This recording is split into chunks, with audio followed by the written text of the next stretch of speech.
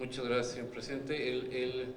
Como dije, bueno, pues es importante recordar cuál es el mandato constitucional del banco, que es procurar una inflación baja y estable, y ciertamente nos hemos enfocado a ello, buscando la consecución de este objetivo al menor costo posible para la sociedad en términos de actividad económica. Realmente ha habido eventos importantes a este respecto y los hemos enfrentado de la mejor manera posible. De hecho, la vez pasada que estuve aquí, hace más o menos un año, teníamos una inflación por debajo del 3%. De hecho, hasta octubre del 2016, el Banco de México encadenó, por decirlo así, 17 meses, no el Banco de México, el país encadenó 17 meses consecutivos con unas inflaciones por debajo del 3%, lo cual pues, era un resultado muy bueno. Sin embargo pues, el entorno que enfrentaba la economía mexicana en su momento hizo que se acelerara la inflación y que tuviéramos unas desviaciones significativas que hemos enfrentado. Los dos fenómenos fundamentales que explican esta desviación pues ha sido la depreciación que ha tenido la moneda nacional, en muy buena medida, sobre todo lo más cercano a octubre y en fechas posteriores, muy asociado al proceso electoral de Estados Unidos y el resultado del mismo, y posteriormente en enero de 2017 también la inflación medida tuvo un impacto considerable por la implementación de la liberalización de los precios de los principales energéticos del país. En consecuencia, actualmente la inflación general se encuentra en 5.29%, esto con cifras al a la primera quincena de marzo. Y bueno, lo que el Banco de México ha aseverado y lo ratifico es de que nosotros pensamos que estos choques sobre la inflación van a ser temporal, en parte por la naturaleza misma de los choques, pero también por las acciones que ha tomado este Instituto Central. Aquí vemos cómo en esta lámina cómo el Banco de México ha venido actuando de manera preventiva, es decir, no nos hemos esperado a que ya tuviéramos la manifestación de presiones inflacionarias enfrente de nosotros, sino que empezamos a actuar con bastante premura. En la raya roja se presenta cuál es la tasa de interés que refleja la postura monetaria del Banco de México, y se ve cómo desde diciembre de 2015 la Junta de Gobierno consideró oportuno iniciar el proceso de ajuste de las tasas de interés. En ese entonces el tema que motivó esto fue el aumento en las tasas de la Reserva Federal.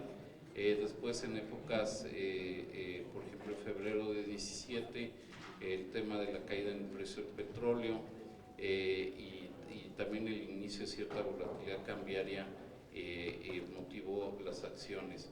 Pero hacia adelante, pues la misma previsión de una mayor inflación como resultado, sobre todo del movimiento cambiario, ha hecho de que el Banco de México haya venido actuando de manera preventiva y anticipada, ¿no?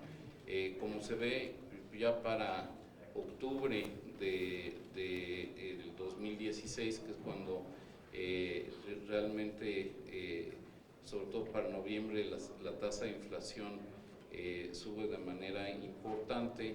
El Banco de México ya llevaba varios movimientos en su tasa de interés. Entonces esto más que nada lo hizo el Banco de México anticipando algunos de estos fenómenos. Sabemos que son de naturaleza temporal, pero lo más importante es de que esos choques no contaminen el proceso de formación de precios en la economía, lo cual quiere decir que al ser cambios en precios relativos los que están afectando la inflación medida, esos cambios que normalmente son de una vez por todas no contaminen la formación de otros precios y así pasemos a un proceso, digamos, de cambios en precios relativos en un número limitado de artículos y de servicios, a hacer un aumento sostenido y generalizado de los precios, que realmente ese es el fenómeno inflacionario. Por eso mismo pensamos que una vez que la temporalidad pase, la inflación regresará a niveles adecuados y junto con ello las acciones del Banco de México seguramente van a coadyuvar primero pues a limitar también el movimiento de uno de los choques, que es el del tipo de cambio, pero segundo también limitar el contagio a otro tipo de bienes. Entonces yo diría que ese es, por decirlo así, el hilo conductor que va a seguir mi presentación, es entrar en mucho mayor detalle en todos estos temas. Entonces pues pasaré a profundizar más en estos aspectos. Viendo con mucho más detalle el desempeño de la inflación, bueno, pues aquí, como ustedes saben, la inflación general se puede dividir en dos subcomponentes, uno en lo que le llamamos la inflación subyacente y la otra la no subyacente. La subyacente ocupa cerca del 75% de todos los bienes y servicios que componen el INPC y realmente yo diría que son aquellos que responden de manera más ágil a la postura de política monetaria del Banco de México. La no subyacente son los precios de bienes y servicios que o son determinados por alguna autoridad, ya sea el gobierno federal, ya sean los municipios o los estados, por ejemplo como el transporte concesionado, y también ahí se incluyen los precios agropecuarios que por sí mismos pues muestran una volatilidad alta y que en el muy corto plazo pues no responden a la política monetaria, es decir, el hecho de que llueva o no por ejemplo en Michoacán para los limones entonces no depende del Banco de México, ¿no? Entonces por eso el componente no subyacente pues no depende tanto de la política monetaria. Pero aquí vemos, ¿dónde? Están creciendo las exportaciones. Ah, no, muy bien, no, muy bien. No, nada más estaba definiendo el ámbito de acción de la política monetaria. Ahora, aquí en esta lámina se ve como el aumento tan importante. Bueno, primero llamaría la atención a que la subyacente mostró una tendencia ascendente después de estar muy cercana al 2% desde inicios de 2016 y en buena manera ahí es donde se ha venido viendo gradualmente el traspaso del tipo de cambio. Una cosa que vale la pena destacar es que a pesar de que la apreciación del tipo de cambio ha sido muy sustancial, el traspaso a precios finales ha sido relativamente pequeña, ha sido históricamente pequeña y eso yo creo que es uno de los resultados positivos de largo plazo que se ha obtenido con la autonomía del Banco de México. Y bueno, precisamente como ya veníamos viendo esa tendencia ascendente de la subyacente, es lo que nos indujo a ir aumentando la tasa de interés de manera anticipada. Y después, bueno, pues sí se ve el aumento tan sustancial que tuvo la tasa de inflación en enero como resultado del ajuste en el precio de las gasolinas.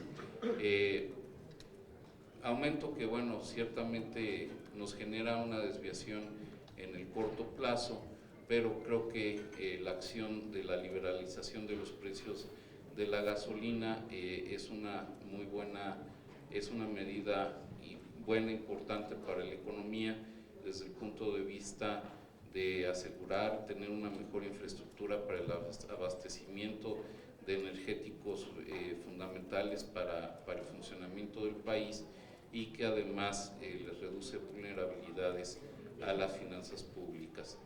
Aquí se centra un poco más en detalle en estos dos fenómenos que he hecho énfasis. Vemos cómo aquí distribuyendo la inflación entre subyacente y no subyacente, vemos cómo la sorpresa a partir de enero pues fue el resultado de el ajuste en los precios de gasolina. El resto de los precios de no subyacentes sin gasolina no han mostrado tanta variabilidad, y después la subyacente, que esa ha crecido un poco, como dije, en función del tipo de cambio. En la gráfica del lado derecho se muestra el comportamiento del tipo de cambio.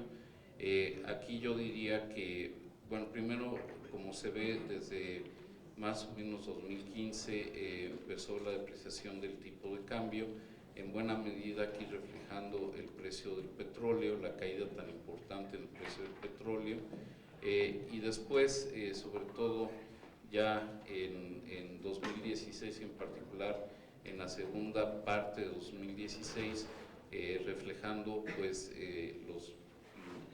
la dinámica electoral en Estados Unidos, después el resultado que se ve en el brinco discreto que dio el tipo de cambio de depreciación hacia finales de 2016, alcanzando un nivel cercano a 22 pesos por dólar,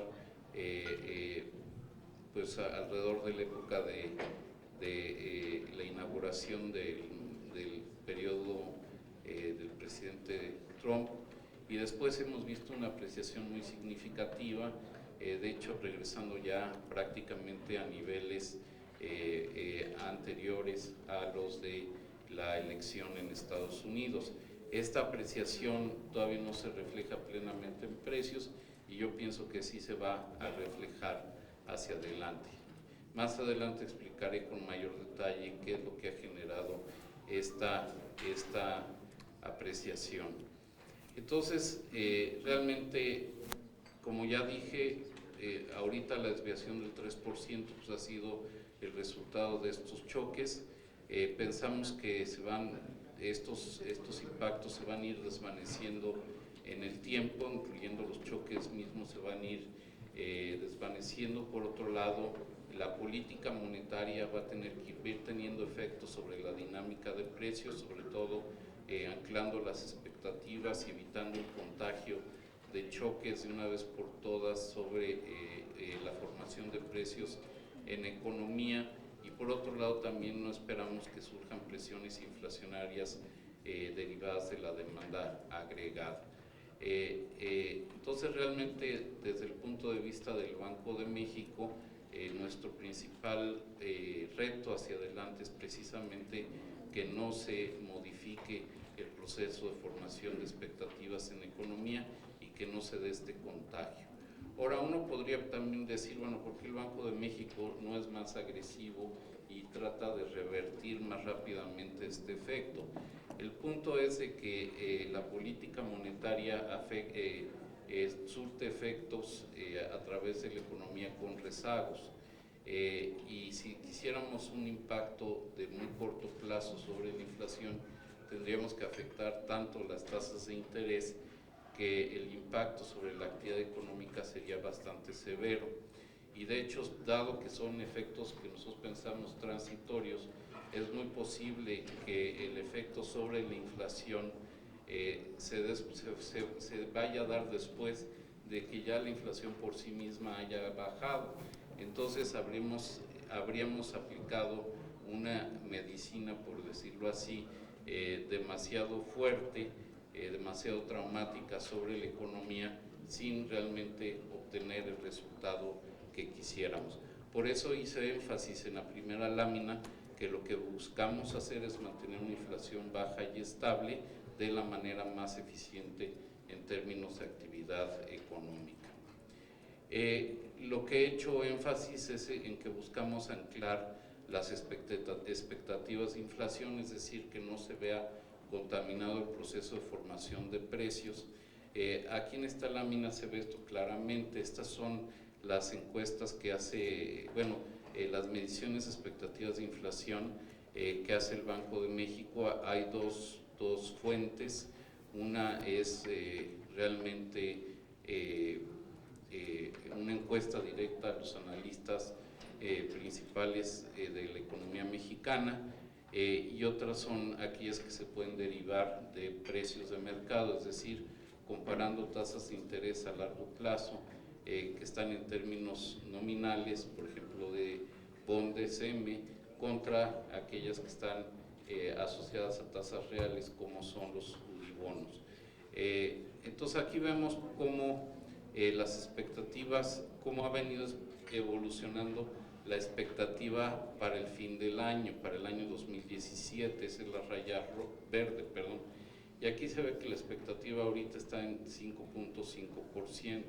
Sin embargo, con la misma fuente que tenemos de las expectativas de los analistas para 2018, que ya les empezamos a preguntar, es la raya negra que está hasta el lado derecho. Se ve que la expectativa de inflación del mercado está por ahí de 3.7, 3.8%. Y después las que les hacemos la misma pregunta, ¿qué inflación esperan para los siguientes entre 3 a 8 años? Y estar pues constante a 3.5%. Y si uno toma cuál es la inflación esperada que sale de esta descomposición, digamos, o este análisis de comparativo entre tasas reales y nominales de mercado, pues esta sigue también muy baja, incluso por debajo de 3.5%. Entonces aquí se ve que el mercado, pues sí está esperando, los analistas, pues está esperando una burbuja, ¿no? Y que en la cual, aquí estamos midiendo cuáles son las expectativas para los siguientes 12 meses, ¿no? Entonces se ve como, si vemos primero la línea negra, esa es la inflación observada. Aquí se le está preguntando a los analistas cuál es la inflación que esperan en términos anuales para cada uno de los siguientes 12 meses. Entonces se ve cómo se espera que esa vaya subiendo, llega a un nivel ligeramente superior al 5.5%, y después en enero del año entrante bajaría de manera muy rápida. Ese es el fenómeno temporal del que estaba hablando, es decir, después de que hay un incremento discreto y después vendría una reducción para meterse dentro del intervalo de variabilidad del Banco de México, que es 3% más menos 1%, ¿no? La expectativa del mercado ahorita es de 3.82%, esa expectativa para el cierre de 2018, esa expectativa está por arriba de la que tiene el Banco de México, que nosotros la vemos más cercana al 3%.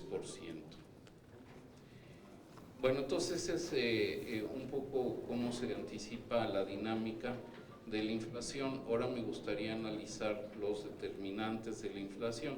Ahorita simplemente he plasmado cuáles son el comportamiento reciente, las principales causas y cómo se han venido formando las expectativas. Ahora sería bueno analizar cuáles son los determinantes de la inflación. Un factor muy importante ha sido obviamente el tipo de cambio, y el tipo de cambio responde de diferentes factores. Uno que ha sido bastante importante en los últimos años y que sin duda lo hemos discutido, lo he discutido ampliamente aquí con ustedes, pues es la política monetaria que podría seguir la Reserva Federal de los Estados Unidos.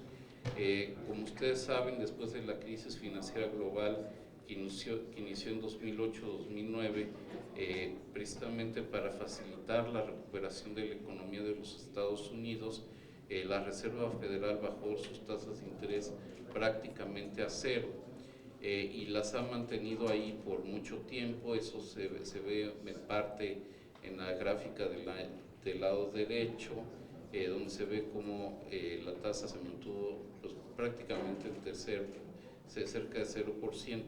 Obviamente si esa lámina, el eje horizontal se lleva hacia 2009, pues se ve que cayó dramáticamente en 2008-2009 para alcanzar esos niveles. Ahora, el chiste es que el tema es de que mantener tasas cercanas al 0% por un periodo tan prolongado, pues resulta que no es óptimo, y para eso, bueno, la Reserva Federal, que tiene dos objetivos asignados, una en términos de empleo y unos en términos de inflación, la brecha entre sus objetivos se ha venido cerrando, es decir, la inflación ha venido subiendo gradualmente y ya está cercana a su objetivo. Por eso en la lámina del lado izquierdo la brecha de inflación es prácticamente cero, y después la brecha con respecto a lo que ellos consideran la tasa natural de desempleo, pues también ha venido bajando. Se ve como hay cierta sincronía entre el movimiento de estas dos variables. Entonces esto quiere decir que ya las razones que indujeron a ese Banco Central a mantener tasas cercanas a cero han desaparecido, y por eso han venido ya aumentando secuencialmente las tasas de interés. El último movimiento que se dio fue en marzo, hace prácticamente 3 semanas, subió en 25 puntos bases objetivo, ahorita está alrededor de 0.75, entre 0.75 y 1%, eso se consigna en la gráfica del lado derecho, y la expectativa del mercado, el pronóstico del mercado es que gradualmente continúen aumentando las tasas en Estados Unidos. Esto tiene implicación para México porque obviamente los flujos de capitales dependen mucho de las tasas de interés que hay fuera del país, no depende únicamente de las tasas, pero es un determinante muy importante. Lo que hemos visto, y sobre todo aquí viene a colación el hecho de que el Banco de México ha actuado de manera preventiva, hemos generado un diferencial de tasas contra Estados Unidos relativamente alto, y eso nos da un buen colchón. Entonces, por eso hemos visto que no nada más a México, sino también a algunos países emergentes, ha habido flujos de capital de ingreso durante el inicio de este año, como se ve en la lámina del lado izquierdo en los rombitos rojos, y como en México, después de que hacia finales de 2016 la tenencia de valores gubernamentales por residentes extranjeros disminuyó, eso se ve en la lámina del lado derecho, la línea guinda, cómo ha venido aumentando de manera bastante sustancial recientemente, y esto es parte de lo que le ha dado apoyo a la moneda nacional. Parte de esto, como dije, es el hecho de que hemos ampliado el diferencial de tasas contra Estados Unidos, y eso nos ha traído capitales. Aquí se ve cómo el diferencial de tasas ajustado por riesgo del peso se ha distinguido de manera importante con respecto al diferencial el diferencial en otros países emergentes, que son los que por decir así, nos compiten, y cómo el peso pues, ha tenido una apreciación muy significativa durante todo este año. De hecho, ha sido la divisa, quizás de entre las 2 o 3 divisas que más se han apreciado durante el primer trimestre de este año. Entonces, nosotros pensamos que por el momento las acciones subsecuentes que pudiera tener la Reserva Federal no deberían de generar depreciaciones adicionales. Nosotros hemos ajustado nuestras tasas de interés en la última reunión de política monetaria que tuvimos, aumentamos las tasas en 25 puntos base, pasamos a aumentos de 50 puntos base a 25 puntos base. Eso ha hecho que el diferencial no se deteriore. Nosotros iremos evaluando sobre todo cómo se comportan las expectativas de inflación, y quizá en el mediano plazo eso nos permita no seguir uno a uno los movimientos de la Reserva Federal. Sin embargo, como hemos dicho en nuestros comunicados, una variable muy importante en la determinación de la política monetaria es la posición monetaria relativa entre México y los Estados Unidos. Ahora, otro